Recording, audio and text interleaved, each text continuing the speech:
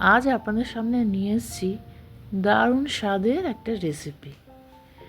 সেই রেসিপিটা বানাবার জন্য আমি নিয়ে নেব ফুলকপি, আলু আর ভেটকি মাছ। তাই জন্য প্রথমে আমি নিয়ে নিয়েছি ভেটকি মাছ। সেটা ভালো করে পরিষ্কার করে ধুয়ে নুন হলুদ দিয়ে মাখিয়ে ম্যারিনেট করে রেখেছি।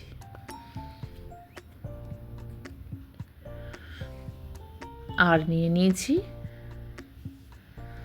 দুটো পেঁয়াজ, অল্প কিছু রসুন, আদা আর টমেটো।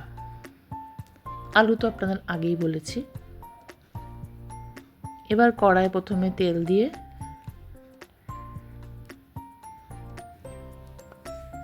মাছগুলোকে একে একে ভেজে নেব।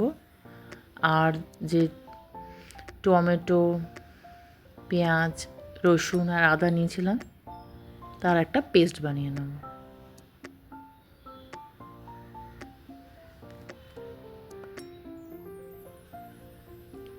প্রথমে মাছগুলোকে ভালো করে ভেজে নেব। এই রান্নাটার নাম হচ্ছে ফুলকপি আলুর ডালনা ভেটকি মাছ দিয়ে, বা ভেটকি মাছ দিয়ে ফুলকপি আলুর ডালনা, বা ফুলকপি আলুর ডালনা ভেটকি মাছ দিয়ে, যা ইচ্ছে বলতে পারেন। একে একে মাছগুলো সব ভেজে নিচ্ছি উল্টে পাল্টে লাল লাল করে।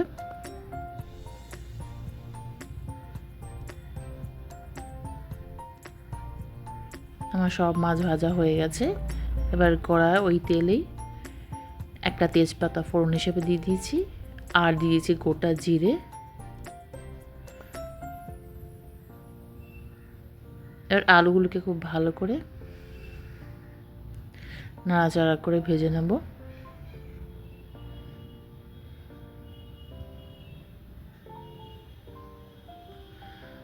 এবার তেলের মধ্যে দিয়ে দেবো গোটা গরম মশলা,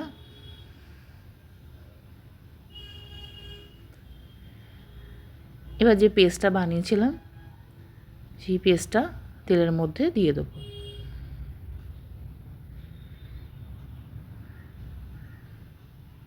নাড়াচাড়া করে খুব ভালো করে কষাতে থাকবো। আদাটাকেও বেটে নিয়েছি, সে আদাটাকেও আপনারা চাইলে একসঙ্গেও সব কিছুর মিক্স বানিয়ে নিতে পারেন। আমি এটা আদাটাকে আলাদা করে বেটে নিয়েছিলাম, আলাদা করে দিলাম। এবার দিয়ে দিলাম একটু হলুদ, ধনে গুঁড়ো, জিরে গুঁড়ো, লঙ্কার গুঁড়ো, স্বাদ মতো চিনি আর স্বাদ মতো নুন। এবার খুব ভালো করে কষাতে থাকবো। একটু কাশ্মীরি লঙ্কার গুঁড়ো দিয়ে দিলাম রঙের জন্য।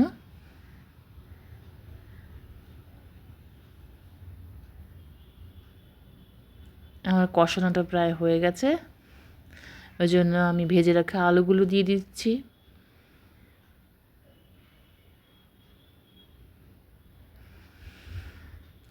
এবার আলুগুলোকে দিয়েও খুব ভালো করে নাড়াচাড়া করে নেব।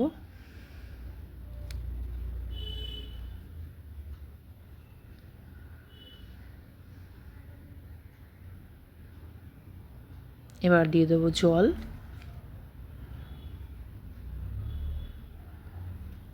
ওদিকে ফুলকপি কেটে নিয়েছি কতগুলো, ফুলকপিকে একটু ভাপিয়ে নিয়েছি, কারণ অসময়ের কপি, ওই জন্য একটু ভালো করে ভাপিয়ে নিয়েছি জল দিয়ে।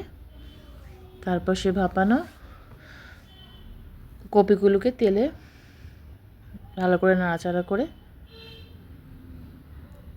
ভেজে নেব।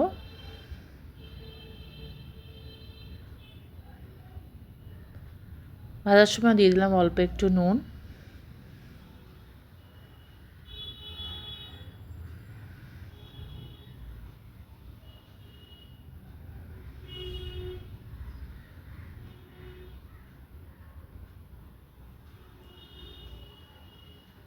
ভাজা হয়ে গেছে, আমি তুলে নিচ্ছি। এবার ঝোলটা অনেকটা কমে আসার পর কপিগুলো দিয়ে দেবো।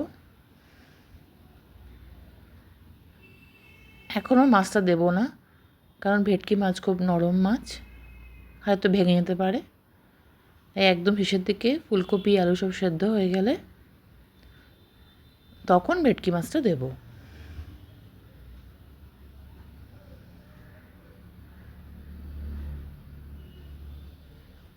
দেখুন, এখন আমি চেক করে দেখলাম আলু ফুলকপি দুটোই ভালো সেদ্ধ হয়ে গেছে।